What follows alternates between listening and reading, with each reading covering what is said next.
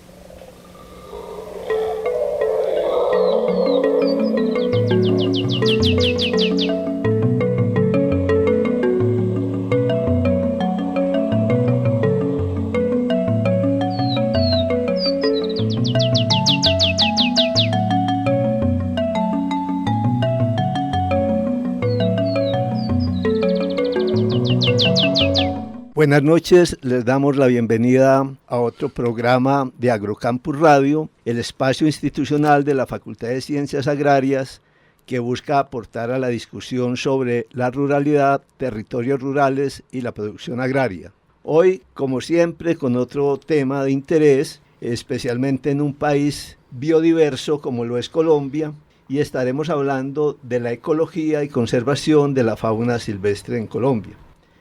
Para ello contamos con expertos en la materia como lo son el profesor Néstor Javier Mancera, doctor en biología, Joan Gastón Zamora, doctor en ciencias, adscrito al Departamento de Ciencias Forestales de la Facultad de Ciencias Agrarias de la Universidad Nacional de Medellín. Y también nos acompaña el ingeniero agrónomo Rodolfo Correa Peña, quien en el momento está ejecutando varios proyectos dirigidos a la conservación del ave gorrión montes paisa Atrapetes blancae. Ya nos contará el ingeniero sobre estos proyectos. Por ahora, entonces, vamos a saludar a nuestra audiencia, profesor Javier Mancera, y nos cuenta cómo llega usted a nuestra facultad y cómo llega usted a este tema. Bueno, buenas noches a toda la audiencia, profesor León Darío, profesor Gastón, ingeniero Rodolfo, darles la bienvenida y me place contar con ustedes como compañeros de este panel. Bueno, yo soy biólogo de la Universidad Nacional de Colombia, egresado de hace ya mucho ratico, del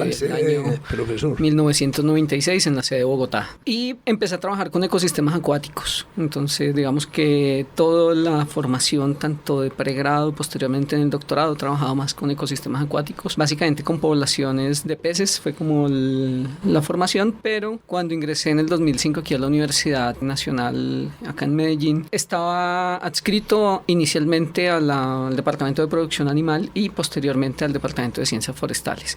Ya en el departamento, digamos que en buena medida entré a cubrir como toda esa plaza docente que estaba más enfocada a todo el tema de fauna silvestre. Entonces digamos que ya trascendí un poco de todo lo que son ecosistemas acuáticos a ecosistemas terrestres. Igual digamos que he trabajado más con ecología de comunidades, entonces era hacer como ese viraje un poco hacia la ecología ya de comunidades terrestres, empezar a trabajar con vertebrados, que era digamos como uno de las líneas de trabajo que había en el Departamento de Ciencias Forestales y que tenía digamos como una potencialidad muy grande para explorar, trabajar con mamíferos, aves, reptiles que digamos están insertados en los bosques naturales, y digamos dentro del Departamento de Ciencias Forestales habría un reto muy grande. Entonces digamos que como biólogo, como profesional, también fue un reto bien interesante entender y acoplarme a esos procesos ecológicos, porque de alguna manera son modelos diferentes de trabajo, y es empezar digamos como a potencializar mucho esa área.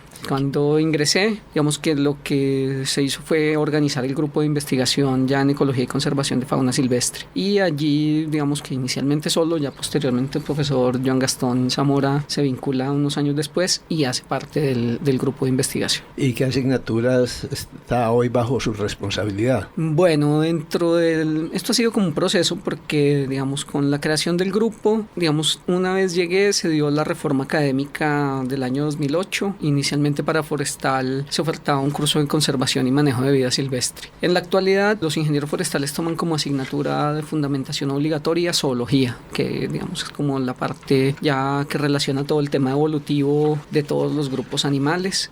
Y la asignatura de conservación y manejo de vida silvestre pasó a ser una optativa. Y ya con el refuerzo del profe Gastón y con el refuerzo del profe Jaime Polanía hemos ido haciendo como apertura a otras asignaturas en ecología animal, interacción planta-animal a nivel de pregrado. Y apoyamos también dentro de los posgrados de la facultad la maestría en bosques y conservación ambiental y el doctorado en ecología. Pero en pregrado hay una asignatura obligatoria que sí, es manejo de vida silvestre. Es zoología. Zoología Como tal. Y tienen varias selectivas entonces. Y tenemos como optativas conservación y manejo de vida silvestre, ecología animal, interacción planta-animal. No sé si se me escapa alguna. Creo que esas son como las que se han ido ofertando. O sea que es un área que se ha venido desarrollando. Partimos de una asignatura obligatoria en el pregrado que había. Sí. Y ha venido desarrollando, estaba a cargo de un solo profesor, ahora hay 3 profesores y una oferta mayor de asignaturas tanto para pregrado como posgrado. Sí. Y se ha intentado mantener constantes todas las asignaturas. Entonces rotamos entre la obligatoria y las optativas con el profesor Gastón y también intentamos que semestre a semestre esté abierta, pues no solo la obligatoria, sino que haya 1 o 2 de las optativas que se ofrezcan y se van rotando de manera que todas se dicten. Muy bien. ¿Y usted, profesor Joan Gastón, de dónde se graduó? ¿Cómo llegó? Una historia larga, pero no, resumiendo. Bueno, yo soy mexicano, hay que empezar por ahí. Entonces no soy colombiano, yo soy mexicano. El pregrado realmente fue en licenciatura en ecología. Ya después, posteriormente, la maestría en México. Todo lo hice en México. ¿En qué universidad? Universidad del Valle de México. Ya. Es una universidad privada tipo la UPB. Es una cosa no muy grande, pero tampoco muy pequeña. ¿En Ciudad de México? En Ciudad de México. Y ya posteriormente hice la maestría en Ciencias Biológicas en la UNAM. Y posteriormente el doctorado en ciencias también en la UNAM, pero con énfasis en ecología evolutiva. Entonces, y yo realmente, pues a diferencia del profe tal vez, del profe Mancera, yo siempre he trabajado con fauna, lo único es que desde el pregrado mis modelos de estudio siempre habían sido las lagartijas. Entonces yo hice el pregrado, la maestría y el doctorado estudiando lagartijas. Pero yo sí me enfoqué mucho, a pesar de la línea, pues el doctorado que era en ecología evolutiva, en la conservación. Entonces a mí siempre me llamó mucho la atención la conservación de fauna silvestre. Incluso pues puedo decir que alguien de los profesores a los que he admirado mucho, no acá obviamente en México, es el profesor Gerardo Ceballos, que él es, yo lo puedo decir que es el papá de la conservación biológica en México. Y él ha ganado muchos premios, muchas cosas. Él me dio clases a mí en la maestría en biología de la conservación justamente. Y a partir de ahí pues yo aprendí, le cogí muchas cositas que ahora se las dicto a mis estudiantes, entonces uno trabaja mucho con esas cosas. Yo llego acá pues en concurso docente hace ya casi 10 años, en el 2010. ¿Lo miraste en México? ¿Te metiste a la página web nuestra o cómo te enteraste? No, en realidad, bueno, es que esa es historia, pero bueno, resulta que uno buscando justamente cuando uno comienza a terminar, uno dice, bueno, ¿y ahora qué sigue? Sobre todo después de egresar de un doctorado. Exacto, ¿no? Sobre todo, y uno no es profeta en su propia tierra.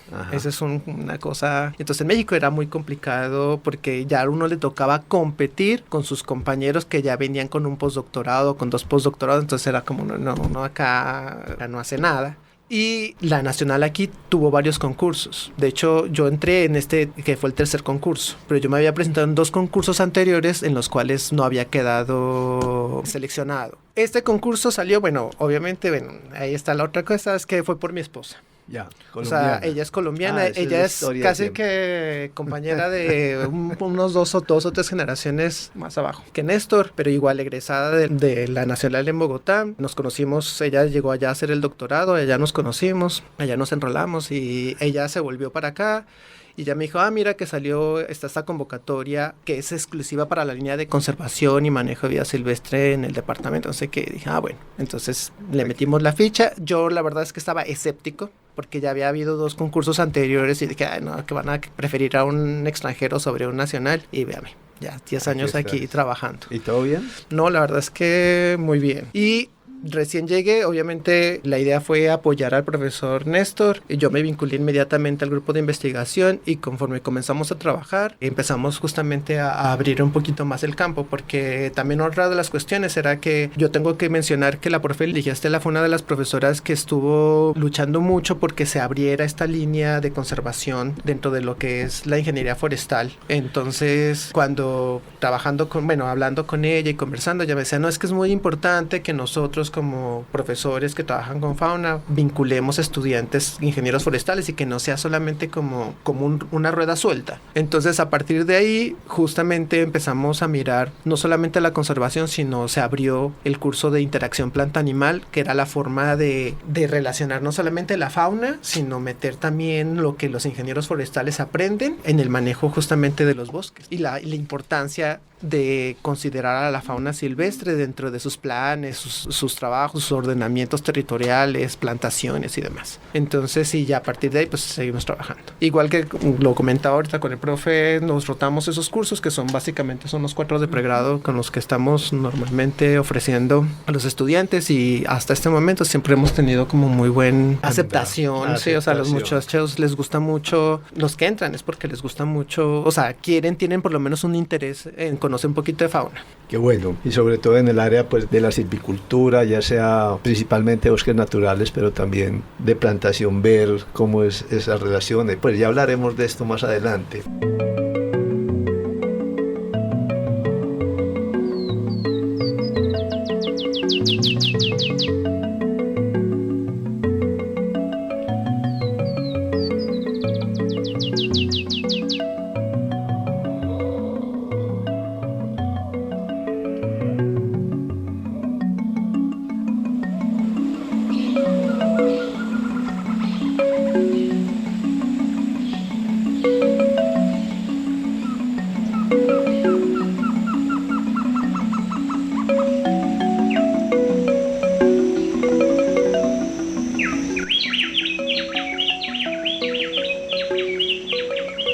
Y tenemos al ingeniero agrónomo Rodolfo Correa. Ingeniero, ¿usted cómo llega a este tema? Pues no es común que un ingeniero agrónomo llegue a los temas de conservación. Muy buenas noches para todos en la cabina, muy buenas noches para los oyentes. Yo soy recién egresado de Ingeniería Agronómica y llegué a este tema en parte porque siempre he estado muy interesado por el tema del territorio y la parte pues, natural que hay en mi municipio, en San Pedro de los Milagros. Y producto pues como de esa pasión que me nace pues de tratar de descubrir qué plantas son las que hay en el municipio y qué especies de animales y tratar de entender los procesos pues naturales que hay en el municipio, me fui encarretando con el tema de ornitología. Muchas veces traté de coger el curso de aquí de la universidad, pero no lo pude hacer por cuestiones de promedio. Es algo pues, es un sistema a veces muy duro pues para los que nos gusta, pero no nos da Usted no pasó por las manos de los profesores, no pude pasar. Pero con compañeros de forestal pues que lo veían, uno se engomaba pues del tema, y hace aproximadamente 2 años empecé a hacerlo de una forma un poco más concienzuda, en la que ya a través de una guía trataba pues de saber cuál era el nombre. Empecé pues a pajarear más juicioso, y el año pasado tuve la fortuna de ir en mi casa en San Pedro. Yo vivía en una finca en la que me encontré un domingo bajando para el pueblo esta ave que todos los ornitólogos pues llevaban un tiempo buscándola. Pues fue como un giro, porque yo estaba terminando también mi carrera y era pues como de como volver a resignificar un montón de cosas que estaba haciendo para entonces darle un enfoque desde la parte agronómica a lo que significaba esta especie, que es un emblema del municipio, porque esa especie fue colectada por los hermanos de la Salle, que están desde mediados de los años 20 hasta los años 70 en San Pedro de los Milagros. El hermano Daniel, el hermano Nicéforo y otros miembros pues, de la comunidad estuvieron allá muy activos haciendo la parte pues, natural, y en los años 70 ellos colectaron 3 individuos de esta especie que la catalogaron como otra especie, como Atrapletes esquistáceos, y hasta el año 2005 2007, este inglés Thomas Donegan, haciendo un estudio sobre el género pues en los Atrapletes latinucus que había pues como en la zona andina, él ve estos especímenes y dice que eso no es esa especie, entonces sugiere que es una especie nueva y bueno, todo el cuento pues que no se sabía si era una especie porque no había, fue catalogada a partir de pieles, muy poquitas pieles, no se había constatado una población en vida, no había registros de audio ni nada. Ellos desde el 2007 hasta el 2010 habían hecho esfuerzos pues así por ir a buscarlo y de manera intermitente habían pues pajareros pues buscando en la zona esta ave y el año pasado la encontré ahí en mi casa, entonces eso dio pues como un giro de 180. Ok, queda entonces como las decisiones si dedicamos los rastrojos a más pastos para producir leche, porque entiendo que la finca de tu familia es lechera, o si dejar el rastrojo para conservar el ave. Esa es la situación más o menos que han vivido, pero entonces hablaremos más adelante de eso porque son decisiones que afectan gravemente el bolsillo, ¿no? Muy bien, ya para empezar el programa y dándole nuevamente los agradecimientos a ustedes por sacar tiempo de sus ocupaciones y estar acompañándonos para conversar de la ecología y la conservación de la fauna silvestre, empecemos por lo básico. ¿Qué es la conservación? ¿Y qué es la conservación de la fauna silvestre? Porque es importante para la ciencia, pero también para la sociedad como tal. Uno entiende, pues fácil entender por qué para la ciencia es importante, pero por qué para la sociedad es importante, y más en un país como Colombia que es megadiverso. Profesores, ¿quién empieza? Bueno, yo aquí voy a hacer que empiece la polémica un poco. Aquí hay una cuestión bien interesante y es justamente definir conservación, porque cuando todo el mundo escucha programas de conservación, proyectos de conservación y de ejercicios de conservación, pero no tenemos idea o no tenemos claridad sobre qué es conservación. Y conservación, si uno lo definiera así exactamente, es justamente mantener los patrones y procesos ecológicos y evolutivos que han dado origen a las especies. ¿Esto qué quiere decir? Que las especies por sí solas son capaces de generar estrategias que les permiten permanecer en un cierto sitio, y las que no son capaces de permanecer pues terminan por extinguirse. Entonces, y eso, hablar de una extinción no es malo, porque las extinciones es lo que nos lleva justamente a que estas especies no estaban adaptadas a las nuevas condiciones y dan lugar a que otras realmente lleguen a adaptarse. Tan es así es que si no se hubieran extinto los dinosaurios, nosotros no estaríamos aquí. Así de sencillo. Y justamente cuando uno piensa en conservación y que pensamos en procesos ecológicos, mantener los procesos y los patrones ecológicos y evolutivos, nos damos cuenta que hemos perdido esa capacidad. ¿A qué hemos perdido? O sea, nosotros hablamos de conservación porque a todo mundo le gusta hablar de conservación, pero nosotros ya no somos capaces de conservar. Tristemente lo tengo que decir. ¿Qué estamos haciendo? Va a ser la pregunta. Estamos preservando. Pero hay una cosa muy diferente entre preservar y conservar. No, entonces la diferencia entre preservar y conservar es que justamente yo siempre les digo a los muchachos, ¿qué haces cuando tú metes la carne al congelador? ¿La conservas o la preservas? No la estás conservando, la estás preservando. Por eso los alimentos tienen preservadores para evitar que se degraden, pero a la final se van a degradar. Lo mismo pasa con los sistemas. Usted puede preservar los ecosistemas que usted quiera, las especies que usted quiera, pero a la larga no las vamos a conservar. Profesor Joan, una pregunta. O sea, cuando usted dice hemos perdido la capacidad de conservación, ¿se está refiriendo a los ecosistemas? No, nos estamos refiriendo a nosotros. O sea, nosotros como seres humanos ya perdimos la batalla. Yo sé que muchos van a decir, tan poco optimista o que pesimista es, pero la cuestión es que hablamos de conservación y si yo quiero hablar de conservación tengo que empezar por decir, hay que atacar no a las especies, o sea, no quiere decir enfocarme en las especies, sino tengo que enfocarme en nosotros. En aquellos ecosistemas que aún siguen con muy poca intervención humana en el sentido occidental, porque hay intervención humana de aquellas comunidades que aún están integrados en la naturaleza y forman parte de la naturaleza, como los que han sido fotografiados en la Amazonía, allí sí todavía hay esa capacidad de conservación o tampoco. Lo que pasa es que, voy a hacer cuando yo les doy clase a los muchachos y les pregunto, ¿cuál es la primera estrategia que ustedes emplearían para conservar? Y me pueden hacer una lluvia de ideas y decir cualquier cantidad de cosas. Yo les digo, no está mal, pero no es la primera. Lo que yo debo hacer para evitar la pérdida de especies es dejar de reproducirme. O sea, si usted quiere conservar, no se reproduzca. ¿Por qué? Porque es que la cuestión es que nosotros como seres humanos necesitamos materias primas, necesitamos explotar, o sea, necesitamos recursos. ¿De dónde van a salir los recursos? De esos ambientes naturales. Estas comunidades o estos lugares que todavía pueden tener cierto estado de conservación bueno, está bien, o sea, están bien. El problema es que eso no es indefinido, porque nosotros vamos a seguir creciendo y nosotros en algún momento vamos a tener que expandir esta frontera agrícola, esta frontera forestal, esta frontera industrial, esta frontera mineral, y nos vamos a acabar esos recursos. El profesor Mancera tiene algo ahí que anotar. Sí, no, es, digamos que traspasamos el límite.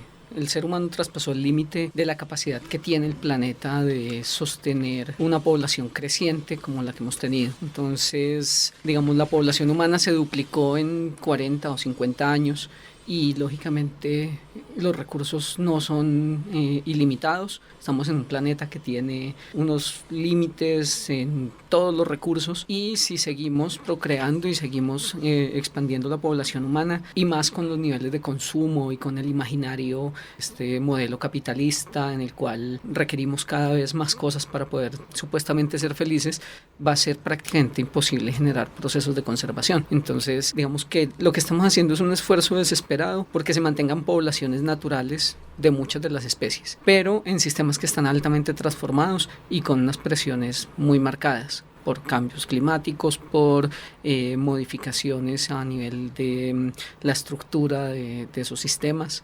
Entonces eso lleva a que prácticamente sea un sueño pensar en mantener poblaciones, por ejemplo, de las especies que están en más riesgo en la actualidad, en un plazo relativamente largo. Es decir, que la mayoría de esas especies que hoy en día están en riesgo de extinción, es altamente probable que en cuestión de 20 o 30 años ya estén extintas. Esto de la conservación-preservación ¿es igual para la fauna silvestre que para las especies vegetales, o hay algunas diferencias importantes? Pues mira, no es que sea igual, porque obviamente ahí tienen diferentes requerimientos, pero justamente no las podemos ver como sistemas aislados, porque son dependientes unos de otros. Entonces nosotros trabajamos desde el grupo y con mis estudiantes de posgrado proceso de defaunación. ¿Qué es defaunación? Es la pérdida no aleatoria de especies o poblaciones. Entonces es la pérdida no aleatoria. ¿Qué quiere decir no aleatoria? Que no es que esté dirigida hacia eliminar el jaguar,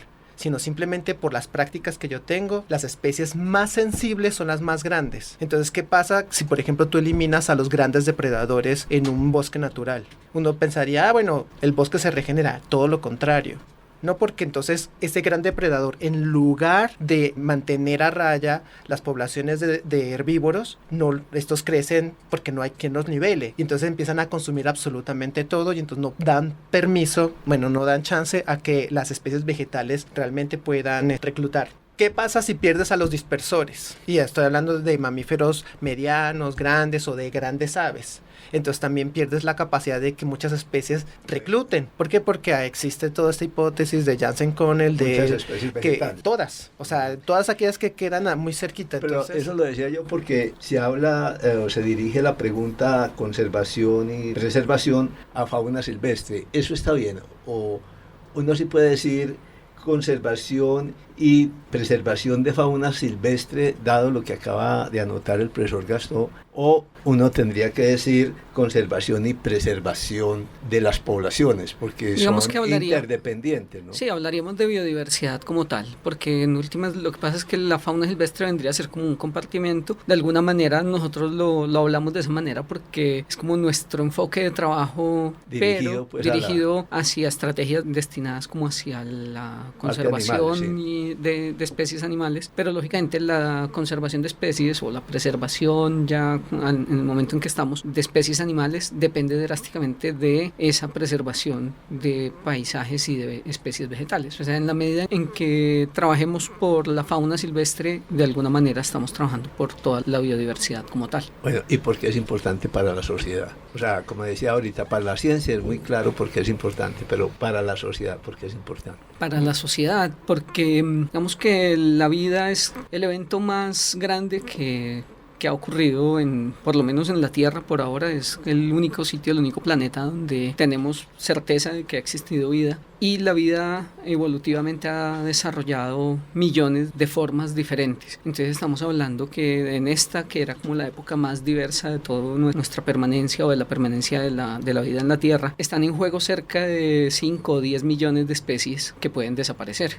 Entonces, somos culpables. La sociedad humana, o nosotros como sociedad o como especie, somos culpables y somos responsables de la desaparición de millones de especies en tiempos relativamente cortos. Y el planeta no va a volver a ser seguramente lo que fue tras nuestro paso. O sea, cada paso que el hombre daba en su evolución de generar herramientas, lenguaje, cultura, era un paso que iba dejando una huella inmensa con la desaparición de especies. Primero las especies de mayor tamaño, los mamíferos de más de 50 kilos desaparecieron fácilmente antes de hace unos 10.000 años. Ya no existían sobre casi que ninguna parte del territorio, pero los últimos 50 años, en particular desde finales de los 80 o los 70, donde la población humana creció, cambió sus hábitos de consumo, cambió muchas de las cosas, el proceso de extinción y de pérdida de esa diversidad biológica se aceleró. O sea, digamos que estos últimos 50 años han sido totalmente críticos para la existencia y la permanencia de la biodiversidad del planeta.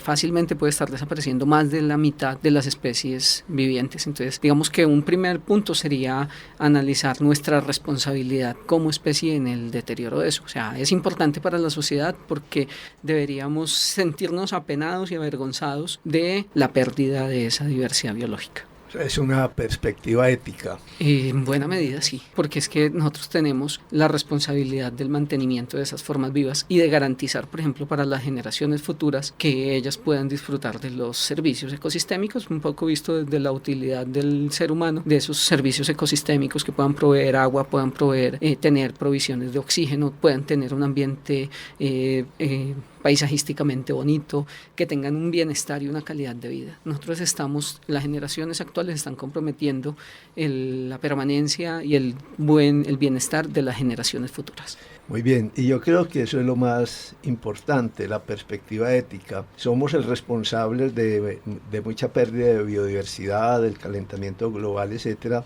y somos la especie que en comparación lo que es la historia del planeta Tierra, estamos en el último segundo. O sea, en un segundo de toda la historia del planeta hemos causado un impacto como ninguna otra especie lo había provocado. En algún libro hablan de que somos los asesinos ecológicos en serie más impactantes. Más impactante. Muy bien, los dejamos por hoy en este punto porque uno podría también hablar de por qué es importante para la sociedad en términos económicos. Están las abejas, las hormigas, etcétera. Pero a eso le podríamos, como se dice, colgar muchas cosas desde la parte del dinero y la crematística, pero precisamente ha sido esa visión la que nos ha llevado a ocasionar tanto daño. Yo creo que lo más importante, como lo señalaban los profesores, es la responsabilidad ética que tenemos con el planeta, con nosotros mismos, con toda forma de vida y, si se quiere, con el cosmos, como bien lo señalaba Carl Sagan.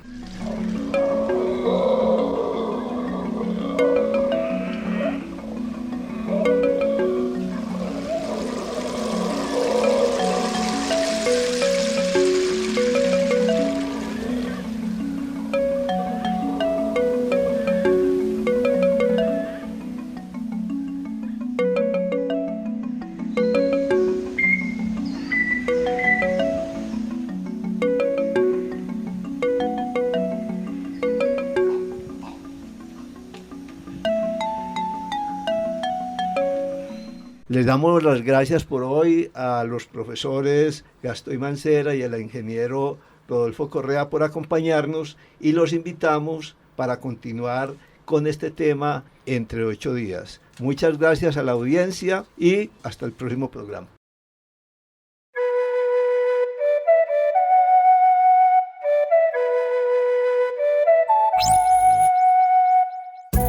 Agrocampus Radio, Ciencia, Agro y Sociedad.